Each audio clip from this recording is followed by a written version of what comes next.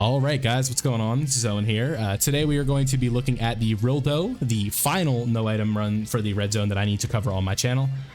This is the an interesting one, right?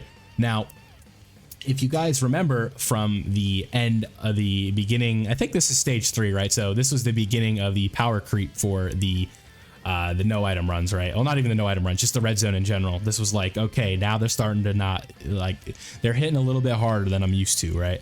So with RILLDO, the gimmick or the challenge in this one is at the very end, he has a gimmick where he locks units in place. So he's like Belmont, he's like Omega, he's like bosses we've seen before, right? So locking units in place is nothing that we haven't seen before, but it is still a very tricky concept to avoid and get around, right? To play around it, right? Because you find yourself in these situations where you're just taking so much damage because they're a unit that more than likely has to super first. It's like they know, right? Like, just for example, these year 4 LRs are ones that you want to get the super attack with first, and it's like the bosses know that, and they're like, okay, let's lock them in place so they can't get their super off and get the defense that they need. So you find yourself in those situations where you just find yourself getting screwed because of that, and that is not, obviously, since we got the no item run, that is not the case here. But I mentioned this in my last video, I was just talking about it, but if you remember, there was a funny clip going around on Twitter of Truth getting knocked up with or getting knocked around with STR Vegito because of what's it called, the he got STR Super Vegito was locked in place, right? So, like, it was like, oh, he locks people in place and then boom, boom, boom, they're dead, right? Like, that was, I don't know, that was just funny. So stuff like that can happen in here, and that is what makes the red zone so tough, because, in addition to the annoying gimmicks that we find, like locking units in place and sealing, they also like to hit up type neutral units for 200k in normal, and supers are insta-death, and, it's a lot of fun, right? So here you see Tech Gogeta got his counter off, so that is always good. Quick 1.1 mil. And it is a crit, so that does a lot of its health, and only 13k per normal. So with that, we are done phase 1. I'm pretty sure this is a 3-phase fight, because I think phase 2 is not bad at all. I forget, right? Because I did this one a few days ago, so I don't really remember. So we get into phase 2, which is Hyper RILLDO, and then phase 3 is Metal RILLDO. So yeah, so phase 2, he is tech. So I'm thinking right here, okay, God Duo has guard. We probably throw Vegeta in slot 2 because it's less attacks. Or do we just keep Super Saiyan 4 on rotation?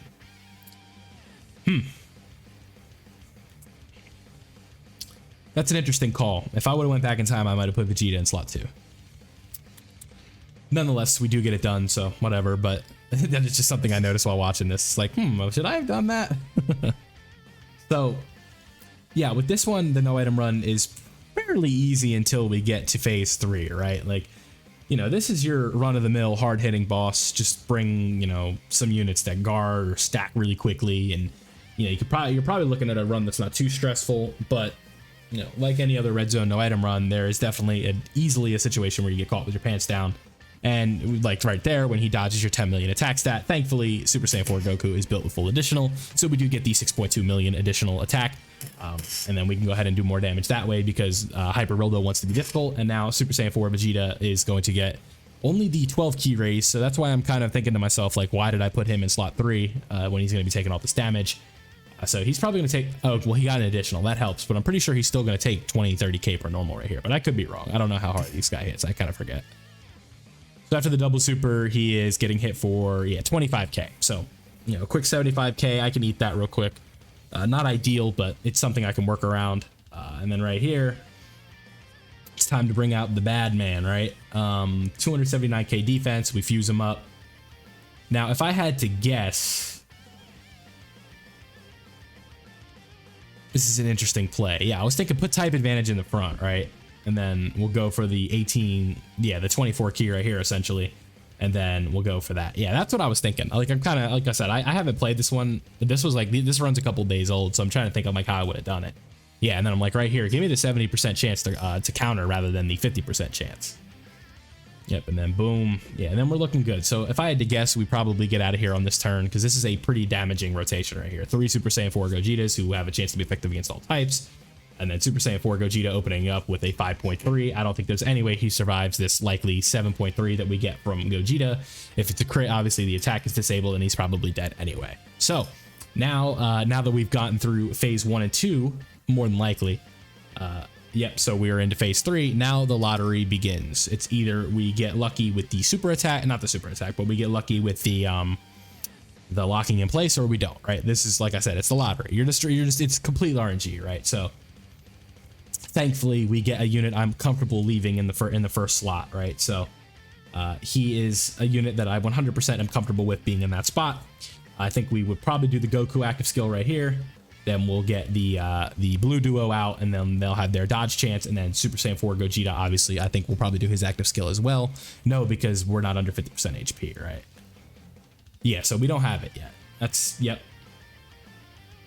Yeah, so what I'm thinking right here is grab those orbs, and then we'll try and grab the STR with them, and then we are not able to get the 18 keys. So that wasn't a good play on my part, but they're only really there to dodge, not to deal damage at this point, so... 8 million is obviously good. We're going to disable one of their attacks and do all that kind of fun stuff. We are looking pretty good on that front. So here we go. Boom.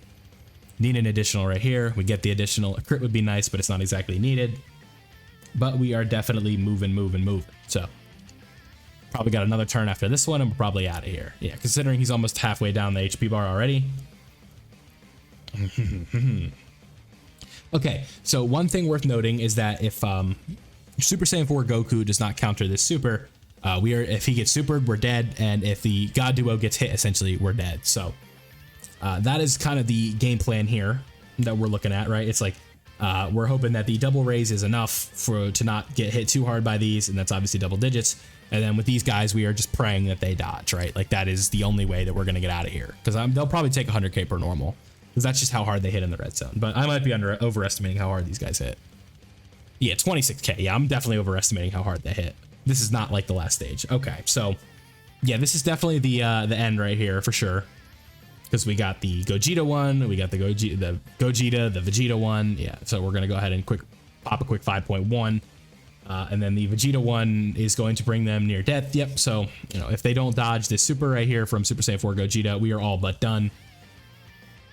And then we can go ahead and move on and be completely done with the red zone on the channel for a little bit, aside from units versus the red zone. But otherwise, you know, we've got everything I've needed to get out of the red zone. We've got the no item runs. We got a completed run for all of them. The Broly one, I just decided to forego the completion and just wait till the no item run to upload. But that is the case with this one. So that was the RILLDO, the Metal RILLDO, stage 3 of the GT Boss red zone, or the ultimate red zone to be specific. That was the no item run for it. So those are all the no item runs for the red zone. I'd like to thank you guys for watching all of these. Make sure you check out the playlist for the no item runs. I'll leave a link in the pinned comment of this video. That's all I got for you in this one. Thanks for watching. Leave a like if you enjoyed, subscribe if you're new, and I'm out.